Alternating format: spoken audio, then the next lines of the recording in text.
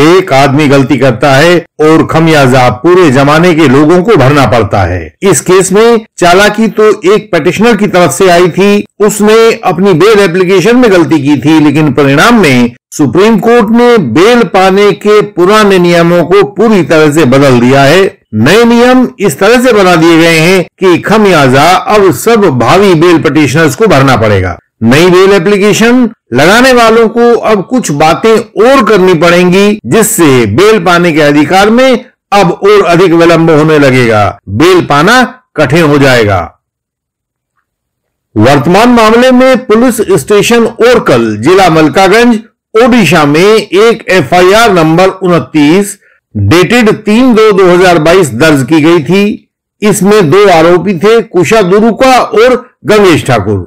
आरोप था कि दोनों भारी मात्रा में यानी कि 24 किलो गांजा कहीं ले जा रहे थे।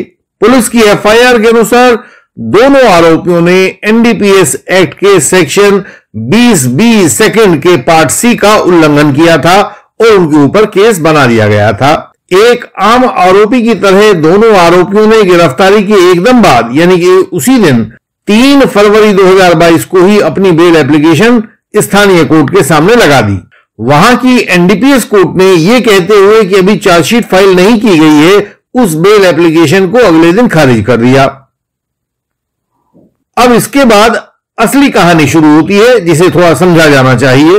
पहले आरोपी दुरुका ने हाई कोर्ट के सामने बेल एप्लीकेशन लगाई और उससे अगले दिन आरोपी गंगेश ठाकुर ने भी अपनी एप्लीकेशन लगा दी। हाई कोर्ट ने 17 जनवरी 2023 के एक ऑर्डर द्वारा गंगेश ठाकुर की बेल एप्लीकेशन को स्वीकार कर लिया, उसे बेल दे दी, लेकिन आरोपी दुरुका की बेल एप्लीकेशन खारिज कर दी गई।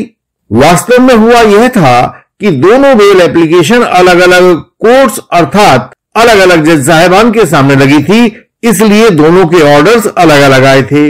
यह कोर्ट्स की एक सामान्य समस्या है जो आरोपियों और एडवोकेट्स के सामने रोजाना आती है। बेल एप्लीकेशन रिजेक्ट होने के बाद आरोपी दुरुका ने वही किया जो दूसरे आरोपी करते हैं।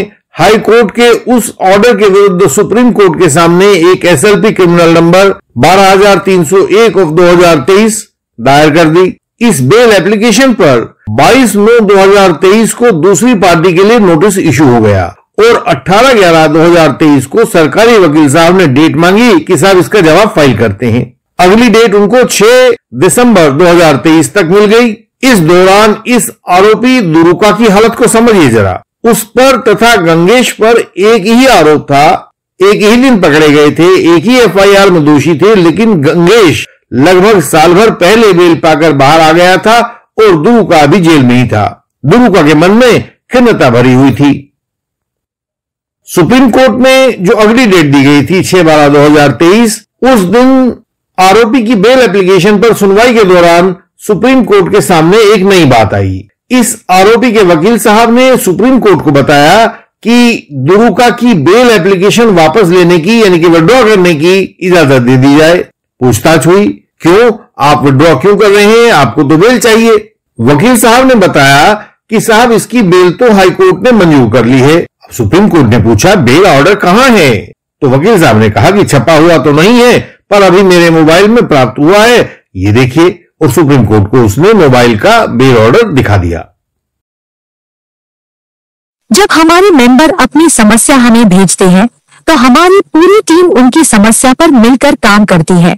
उस समस्या की वर्तमान दशा और भविष्य की दिशा पर आपको एक लिखित समाधान भेज दिया जाता है। उस केस में क्वॉशिंग तथा डिस्चार्ज की संभावनाओं पर आपको बताया जाता है। आपको उन गवाहों का कानूनी उपचार भी बताया जाता है जिनको क्रॉस के द्वारा जीतकर आप अपना केस जीत सकते हैं। पुराने केसेज में किन कानूनी गलतियों के कारण आप इतना समय गंवाकर भी कुछ प्राप्त क्यों नहीं कर पाए हैं, इस पर भी निष्कर्ष बताया जाता है और आपको यह सब लिखित कंसल्टेशन बिल्कुल मुफ्त दिया जाता है। आप भी अपने केस का लिखित कंसल्टेशन पा सकते हैं। इसके बाद आगे जांच परख हुई तो पता चला कि जिस ऑर्डर के तहत बेल प्राप्त हुई थी उसके लिए लगाई गई बेल एप्लीकेशन में जो हाईकोर्ट में थी, यह नहीं लिखा हुआ था कि दूसरी बेल एप्लीकेशन है या पहले वाली बेल एप्लीकेशन खारिज हो चुकी है। यह भी नहीं लिखा था कि इस मामले में एक अन्य बेल एप्लीकेशन सुप्रीम कोर्ट के सामने पेंडिंग पड़ी हुई है। व्यूअर्स को बता दें कि इस बार यह बेल एप्लीकेशन हाई कोर्ट के उन्हीं जज साहब के सामने लगवा ली गई थी जिन्होंने गंगेश ठाकुर को पहली बेल एप्लीकेशन पर ही बेल दे दी थी। यानी कि एक जज साहब आसानी से बेल दे देते हैं और एक अन्य जज साहब आसानी से बेल नहीं दे देते हैं। इसके आधार पर वहां हाई कोर्ट में कुछ बेल एप्लीकेशन को लगवा दिया गया।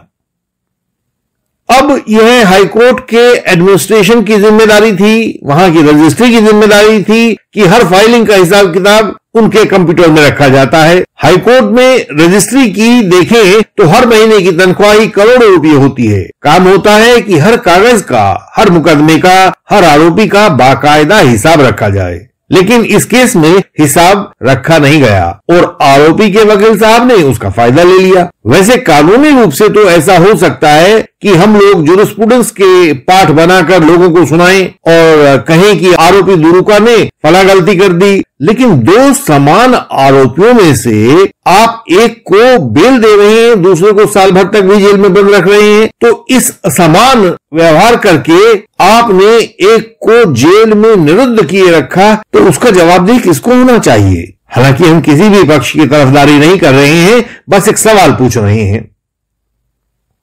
हमें कुछ बातें इस ऑर्डर को समझ नहीं आई जो सुप्रीम कोर्ट ने पास किया, तो इसलिए उसको पूछ रहे हैं, आप लोगों के साथ शेयर कर रहे हैं। सुप्रीम कोर्ट ने अपने ऑर्डर में यह नहीं बताया कि जनवरी 2023 से सुप्रीम कोर्ट में आरोपी दुरुका के लिए फाइलिंग शुरू होने के बावजूद भी वह 6 दिसंबर 2023 तक सुनवाई पर क्यों नहीं आ पाई। आप सर्वोच्च न्याय प्रदाता हैं, संविधान के पालनहार हैं, आप तक बात पहुंचाने के लिए याचिकाकर्ता को साल भर का समय लग जाता है। और क्यों लग जाता है? सब हाई कोर्ट और सुप्रीम कोर्ट यदि ऑनलाइन कम्युनिकेशन कर पाते हैं तो फिर तारीखें महीनों की क्यों लगाई जाती हैं? इस पक्ष पर सुप्रीम कोर्ट के पूरे ऑर्डर में एक शब्द भी ना तो लिखा गया है, ना ही कोई निर्देश दिया गया है।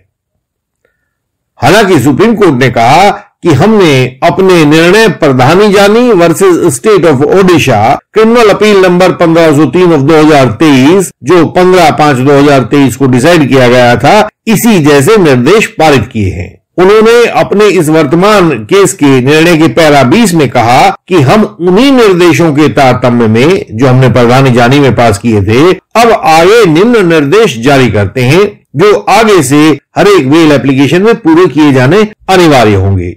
ये क्या निर्देश है?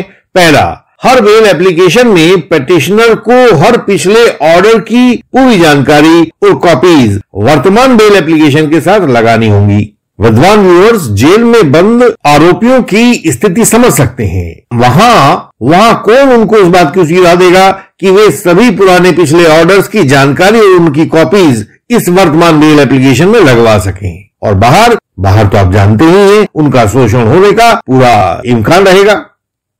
दूसरी बात सुप्रीम कोर्ट ने कही, हर एक पेंडिंग बेल एप्लीकेशन में नीचे वाली और ऊपर वाली सब कोर्ट्स के सामने फाइल की गई पुरानी बेल एप्लीकेशंस की पूरी जानकारी लगानी होगी। पुरानी जानकारी लगाएगी कैसे? उसकी कॉपी लगानी होगी।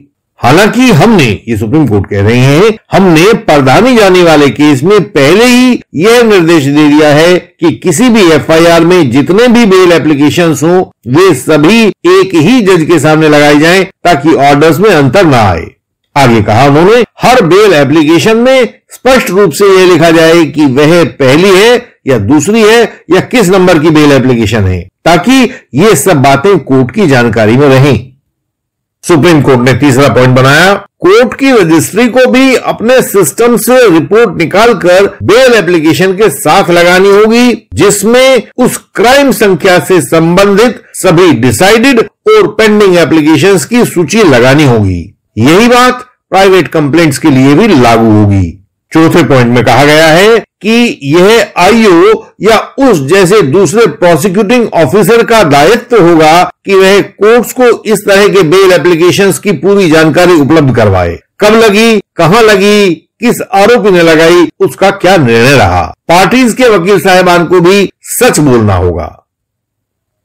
हाई कोर्ट्स में प्रैक्टिस करने वाले हमारे सब एडवोकेट कलीग्स जानते हैं कि प्रत्येक हाई कोर्ट रूल्स में यह सब पहले से ही दिया गया है, वहां मौजूद है। सब लोग इसकी पालना करते भी हैं। इसके बावजूद भी यदि कोई बेल एप्लीकेशन इन रूल्स का उल्लंघन करके कोर्ट तक पहुंच गई है और उस पर सुनवाई और ऑर्डर दोनों हो गए हैं, तो क्या इसका मतलब यह नहीं कि काला चूहा तो चार दीवारी के भीतर ही किसी कमरे में बैठा हुआ है? तो क्या इन रूल्स से ज्यादा जरूरी यह नहीं कि रजिस्ट्री के कमरों में चूहा पकड़ पिंजरे लगाए जाएं?